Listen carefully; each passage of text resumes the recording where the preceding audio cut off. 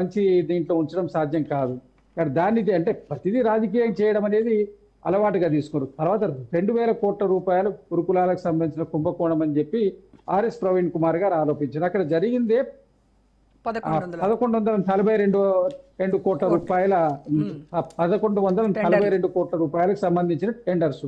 దాంట్లో 500 కోట్ల రూపాయలు గవర్నమెంట్ సంస్థలకే ఇచ్చారు. కిట్ క్యాప్ అండ్ ఇంకొకటి దీనికి సంబంధించింది.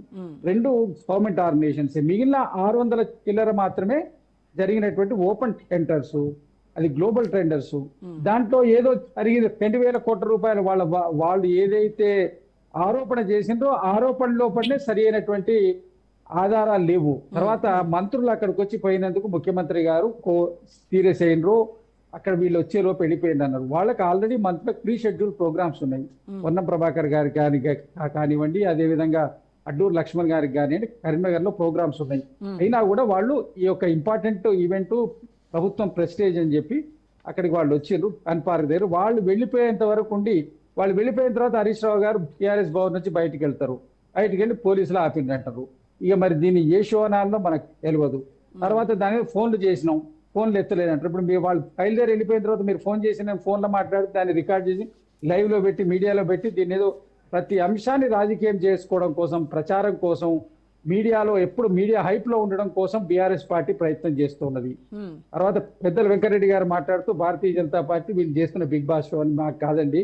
మొదలు మిషన్ భగీరథ ఇనాగ్రేషన్ కి వచ్చినప్పుడు మోడీ గారు ఏ విధంగా కేసీఆర్ గారిని పొగిడినరు, పార్లమెంట్ లో కూడా ఆంధ్రప్రదేశ్ కి ఎప్పుడైతే యూపీఐ తోటి అలయన్స్ లో చంద్రబాబు నాయుడు వచ్చిన తర్వాత తెలంగాణ వాళ్ళ యొక్క వికాసంలో పడ్డారు, ఆంధ్ర మాత్రం రాజకీయం చేస్తుందని చెప్పి ఆన్ ఫ్లోర్ పార్లమెంట్ లో మోడీ గారు చెప్పినారు. మరి అదే మోడీ గారు మొన్న ఎన్నికల్లో వచ్చిండ్రు, కాళేశ్వరం ఏటీఎం అన్నారు, మీరు వచ్చి కొడుకును ముఖ్యమంత్రి చేయమని వచ్చి అడిగిందని చెప్పిండ్రు. మీకు ఏముంది? మళ్ళీ మొన్న పార్లమెంట్ ఇమీడియట్ గా జరిగిన పార్లమెంట్ ఎన్నికల్లో 8 సీట్లలో వాళ్ళు డమ్మీ క్యాండిడేట్లను పెట్టి లాస్ట్ రోజు పోలింగ్ ఏజెంట్లను లేకుండా తీసేసిండ్రు. మరి ఎవరెవరితో అనుసంధానం ఉన్నారు, ఎవరు ఎట్లున్నారన్న సంగతి మాకు తెలియదు. మేమైతే కాంగ్రెస్ పార్టీ లైన్ లోనే ఉంటది. రేవంత్ రెడ్డి గారి నేతృత్వంలో ఉన్నటువంటి కాంగ్రెస్ ప్రభుత్వం ప్రజాప్రభుత్వం 100% ప్రజల క్షేమం కోసమే చేస్తుంది. ఇంకోటి 8 లక్షల కోట్ల రూపాయల ఆ అప్పుల గురించి ఇవాళ బట్టి విక్రమార్క గారు కూడా ప్రెస్ మీట్ పెట్టి క్లియర్ గా చెప్పారు. ఎఫ్ఆర్బిఎం పరిధికి లోబడి తీసుకున్న అప్పులన్నీ కార్పొరేషన్ల మీద ఇప్పుడు వెంకటరెడ్డి గారు క్లియర్ గా చెప్పారు. 15-20 కార్పొరేషన్స్ ఉన్నాయి, అనేకమైనటువంటి దాంట్లో లోన్స్ వీళ్ళు బార్గెన్ చేసిండ్రు. అవే కాక సింగరేణిది సపరేటు, మన పవర్ ప్రాజెక్ట్స్ ది సపరేటు, మీకు దీని కాళేశ్వరం ది సపరేటు, ఇరిగేషన్ ది సపరేటు, పాలమూరు రంగారెడ్డిది సపరేటు, అనేకమైనటువంటి కార్పొరేషన్స్ మీద అప్పులు తీయడమే కాకుండా పెండింగ్ బిల్లులు 3 లక్షల రూపాయలు, 3 లక్షల కోట్ల రూపాయల పై చిరుకున్నాయి పెండింగ్ బిల్స్. అవన్నీ ఏ లెక్కలకు వస్తాయి? పెండింగ్ బిల్స్ అండి.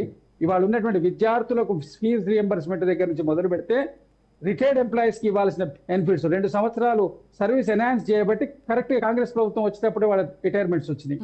ఇప్పుడు ఉన్నటువంటి సంక్షోభానికి అసలు కారణం అది అక్కడి నుంచి మొదలుపెట్టి ఈ మన గ్రామ పంచాయతీలో నిధుల దగ్గర నుంచి, మున్సిపాలిటీ దగ్గర నుంచి బిల్లులు వాళ్ళు 2 సంవత్సరాలు పెండింగ్ పెట్టి పోతే మేము 2.5 సంవత్సరాలు క్లియర్ చేయడానికి అప్పులు చేసుకుంటూ, మిత్తిలు కట్టుకుంటూ, 1వ తారీఖు జీతాలు ఇచ్చుకుంటూ దీన్ని వాటిల్లో కూడా అవినీతికి పాల్పడుతున్నారు. 20% ఎంతో కమిషన్ కూడా తీసుకొని బిల్లులు రిలీజ్ చేస్తున్నారు. ఒకటండి, మేము రిటర్న్ చేస్తున్నాం, బిల్స్ ఇస్తున్నామని దాని మీద మరి మీరు అప్పుడు రైతు బంధు మీరే అప్పుడే రైతు బంధు చేస్తుంటే మరి మీకే అవకాశం వచ్చేది. ఎన్నికల ముందు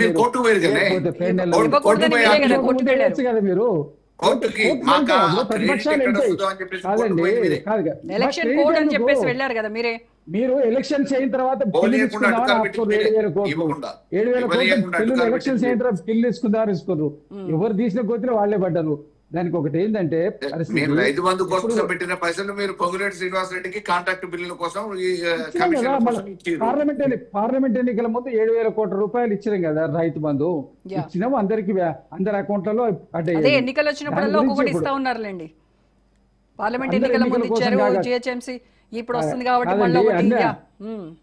ఇప్పుడు అందరు ఎన్నికల కోసం కాకపోతే ఈ social మీరు ఒప్పుకున్నారు service కదా, కోసం చాలు, చేస్తున్నారు. ఓకే. ఏ రాజకీయ పార్టీ అదే, వచ్చినా మీరైతే భారతీయ ఒప్పుకున్నారు జనతా కదా. పార్టీ వాళ్ళు 10,000 రూపాయలు భారతీయ జనతా పార్టీ వాళ్ళు PR ఎన్నికల్లో ఎలక్షన్స్ ముందు వేసింది.